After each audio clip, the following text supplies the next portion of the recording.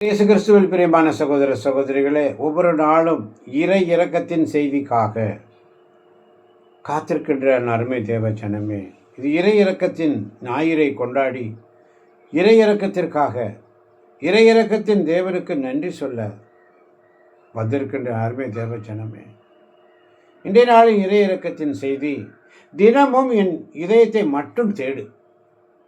தினமும் என் இதயத்தை மட்டும் தேடு. என் இதயம் யாருக்கு தெரியும்? என் வேதனை யாருக்கு புரியும்? என் தனிமை, என் சோர்வுகள் யார் என்னை தேற்றக்கூடும்? யார் என்னை தேற்றக்கூடும் சொல்லி தினமும் என் இதயத்தை மட்டும் தேடு.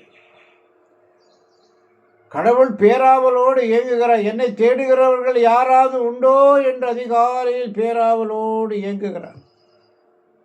என் இதயத்தை மட்டும் தேடி என்கிட்டவான்னு சொல்றார். ஒவ்வொரு நாளும் அவரை தேட அழைக்கப்படுகிறோம். என் அன்பு குழந்தையே, உனக்கு நான் தரும் அருள் என் இதயத்திற்கு ஒரு புதிய வழியை உனக்கு திறந்து தரும்.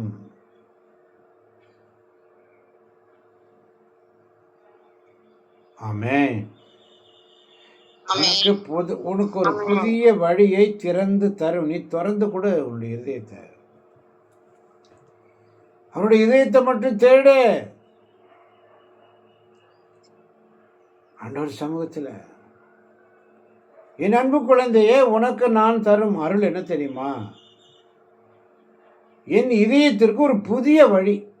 இன்னைக்கு அதுதான், ஒரு புதிய வழி உனக்கு திறந்து தரும். தினமும் என் இதயத்தை மட்டும் தேடு. என் செய்திகளை பெற்றுக்கொள்ளும் உன்னிடம் நான் கேட்பது இதுவே. என் செய்திகளை பெற்றுக்கொள்ளும் உன்னிடம் கேட்பது இதுவே. நீ எவ்வளவு கடினமான சூழலில் வேலை செய்கிறாய் என்பதை நான் அறிவேன். என் மாசற்ற இருதயத்தில், அவருடைய இறையிறக்கத்தின் அந்த இருதயத்தில் பாருங்கள், ரத்தமும் தண்ணீரும் வடிதோடி வரும். இந்த விழாவில் குத்துமிடும். அவருடைய இந்த மாசற்ற இருதயம், அந்த இதயத்தில் நீ ஞான விதத்தில் இணைந்திருக்கும்படி, ஒன்றாய் இருக்கும்படி தினமும் என் இதயத்தை மட்டும் தேடு. ஆண்டவரே, என் மீது இரக்கமாயிரும். தடைகளை உடைத்தீரையா, தள்ளாட விடவில்லையே. சோர்ந்து போன நேரமெல்லாம் தூக்கி என்னை எடுத்து காத்தி தினம் நடத்தினீரே. நன்றி நன்றி ஐயா. அதான் சங்கீதம் 136 வாசித்தோம். ஆண்டவருக்கு நன்றி செலுத்துங்கள், ஏனெனில் அவர் நல்லவர். என்றும் உள்ளது அவரது பேரன்பு. தெய்வங்களின் இறைவனுக்கு நன்றி செலுத்துங்கள், என்றும் உள்ளது அவரது பேரன்பு. தலைவர்களின் தலைவருக்கு நன்றி செலுத்துங்கள், என்றும் உள்ளது அவரது பேர், என்றும் உள்ளது. அப்போ நீ தினமும் என்றும் அவருடைய இதயத்தை மட்டும் தேடணும். நீ ஒன்றும் செய்வேன், அவருடைய இதயத்தை மட்டும் தேடு. என் செய்திகளை பெற்றுக்கொள்ளும் உன்னிடம் நான் கேட்பது இதுவே. நீ எவ்வளவு கஷ்டமான சூழ்நிலையில் வேலை செய்கிறான் என்பதை நான் அறிவேன். அவருக்கு தெரியும் எந்த சூழ்நிலையில் நீ ஆண்டவர் கூலி செய்ய. மனநோயாலும், உடல் நோயாலும், மனபாரத்தினாலும், பல இக்கட்டுகளினாலும், இன்னல்களினாலும் வந்திருக்கின்ற அநேக பிள்ளைகள், இந்த ஆண்டவர் சொல்வது என்ன தெரியுமா? தினமும் என் இதயத்தை மட்டும் தேடு, வேற எதையும் தேடாது. என்னை தேடுகிறவர்கள் கண்டடைவார்கள், அவரோடு தேடுகிறவர்கள் கண்டடைவார்கள். அதிகாலையில். அதனால தான் சங்கீதம் 136 23 சொல்லுகிறது. ஆமென். தாழ்வுற்றிருந்த நம்மை நினைவு கூர்ந்தவருக்கு நன்றி செலுத்துங்கள். என்றும் உள்ளது அவரது பேரன்பு. ஆமென். ஆமென். தாழ்வுற்றிருந்த நம்மை. நம்மலாம் ஒரு காலத்தில் எப்படி இருந்தோம்? இன்னைக்கு ஆண்டவர் சமயத்தில் நெஞ்ச நிமித்தி நிற்கிறோம். அவருடைய வார்த்தைகளை வாசிக்கிறோம், தியானிக்கிறோம். தாழ்வுற்று ஒரு காலத்தில் இருந்தோம். ஆனால் நம்மை நினைவு கூர்ந்து நம்மை கொண்டு வந்தவருக்கு, மறவாமல் நம்மை நினைக்கிறவர், மறைவாய் உள்ள தேவன், ஆமென். தாழ்வுற்றிருந்த நம்மை நினைவு கூர்ந்தவருக்கு நன்றி செலுத்துங்கள். என்றும் உள்ளது அவரதுக்கு, என்று அவருடைய பேரன்பு இருக்கு. நீ நன்றி சொல்லிட்டே இரு, அவ்வளோதான். ஸ்தோத்திரப்பள்ளி எடுத்துட்டே இரு, வேற ஒன்றும் செய்ய வேண்டாம். ஆமென். நீ ஸ்தோத்திரப்பள்ளி மட்டும் எடுமா, வேற எதுவும் செய்யாதம்மா. நீ ஸ்தோத்திரப்பள்ளி எடுக்க எடுக்க எடுக்க சங்கீதம் 136 24 சொல்லுது பாருங்க. நம் எதிரிகளிலிருந்து நம்மை விடுவித்தவருக்கு நன்றி செலுத்துங்கள். நம் எதிரிகளிலிருந்து நம்மை விடுவித்தவருக்கு நன்றி செலுத்துங்கள்.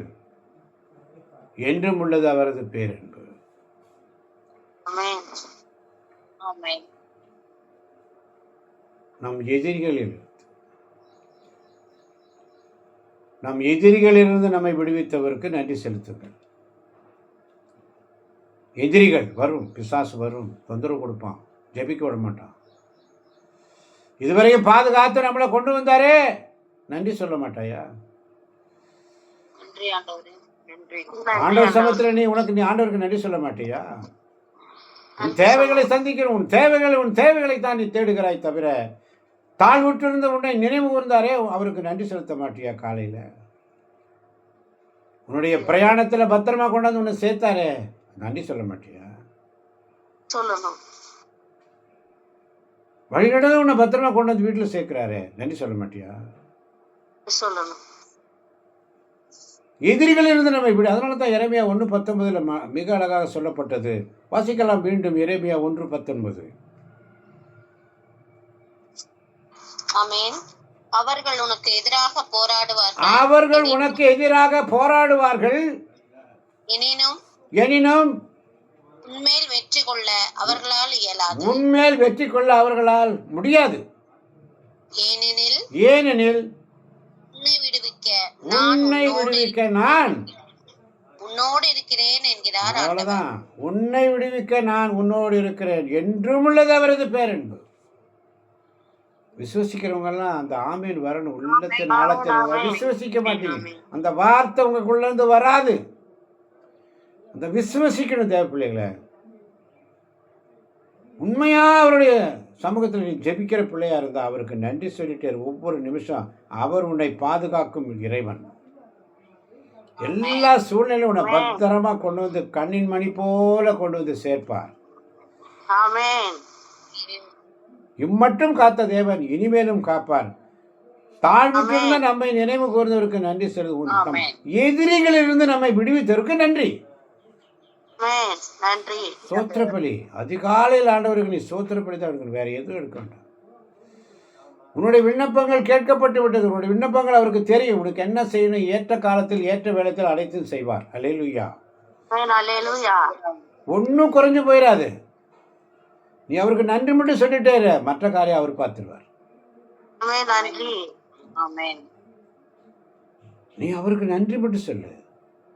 ஆண்டவருக்கு நன்றி செலுத்துங்கள், ஏனெனில் அவர் நல்லவர் என்று. எல்லா காரியத்துக்கும் நன்மை தீமை எல்லாம் வந்தான நன்றி. ஆண்டவரே, எனக்கு துன்பம் விளைந்தது என் நன்மைக்காகவே உன் விதிமுறைகளை நான் கற்றுக்கொண்டேன். சங்கீதத்தில் வாசிக்கிறோம். ஆமன் பாந்தவர்களே. அதனால தான் சங்கீதம் 136:26 சொல்லுகிறது, விண்ணுலகின் இறைவனுக்கு நன்றி செலுத்துங்கள், என்றும் உள்ளது அவரது. விண்ணுலகில் உள்ள இறைவனுக்கு, மனுஷனுக்கு நன்றி சொல்லாத. எல்லாத்தையும் கொண்டு வந்து சேர்க்கிறவர் அவர், அனைத்தையும் செய்கிறவர் அவர், அனைத்தையும் உண்டாக்குறவர் அவர். அதனால தான் உடல் கொன்ற அனைத்திற்கும் உணவூட்டுவருக்கு நன்றி செலுத்துங்கள். உடல் கொன்ற அனைத்திற்கும், உயிருள்ள ஜீவன் எல்லாத்துக்கும் உணவு கொடுக்குறாரு. ஆண்டவருக்கு நன்றி செலுத்துவோம். ஒரு நாள் அவருடைய சமூகத்தில் காத்திருப்போம். அவருக்காக அவருடைய வேலை, அவருடைய பணியை செய்யணும். மற்றது அவர் பார்த்துக்கொள்வார். ஆமென். ஆபிரகாம், ஆண்டவர் சொல்றார், உன் மகனை எனக்கு கொண்டு வந்து பலிவிடு. அவர் ஒன்றும் சொல்ல, அவர் நேரா போறார். மகனையும் கூட்டிக்கிட்டு விறகையும் எடுத்துக்கிட்டு மகன் மேலே சுமந்துட்டு போறாரு. மகன் கேட்குறான், அப்பா விறகு இருக்குது, பலிப்படை இருக்குது, எல்லாமே இருக்குது, ஆடைங்க. ஆண்டவர் பார்த்துக்கொள்வார். ஆண்டவர் பார்த்துக்கொள்வார். நன்றி செலுத்துங்கள். ஒவ்வொரு சூழ்நிலையிலும் நன்றி செலுத்துங்கள். ஆமென். ஆமென். ஒவ்வொரு சூழ்நிலையிலும் நன்றி செலுத்துங்கள். ஆமென். அதனால தான் 12ஆம் வசனம் சொல்லுது பாருங்க, தோளின் வலிமையாலும் ஓங்கிய புயத்தாலும் அதை செய்தவருக்கு நன்றி நன்றி செலுத்துங்கள். என்றும் உள்ளது அவரது ஏன். அதனால தான் என் தந்தை இரக்கமுள்ளவராய் இருப்பது போல் நீங்களும் இரக்கமுள்ளவர்களாய் உள்ளவராய் இருங்கள் என்ற சிந்தனையோடு இந்த இறையிறக்கத்தின் செய்தி ரொம்ப முக்கியங்க. இறையிறக்கத்தின் ஆண்டவர் நேற்று கொண்டாடினோம். போய் தொட்டு கும்பிட்டு வந்தால் மட்டும் பத்தாது, நன்றி செலுத்திட்டே இருக்கணும் ஒவ்வொரு நாளும் ஸ்தோத்திர பலிகளின் மூலமாக. இதை கேட்க போகின்ற ஒவ்வொரு பிள்ளைகளையும் தேவன் தாமே நிறைவாக ஆசீர்வதிப்பாராக. இப்பொழுது உங்களுடைய மன்றாட்டுகளை ஏறெடுங்கள். ஒவ்வொருவரும் ஒரு மன்றாட்டு, இந்த வசனங்களை வைத்து உங்கள் உள்ளத்தை ஊடுருவிய வார்த்தைகளை வைத்து மன்றாட்டுகளை ஏறெடுங்கள். அல்லேலூயா. அல்லேலூயா. இயேசுவுக்கு நன்றி.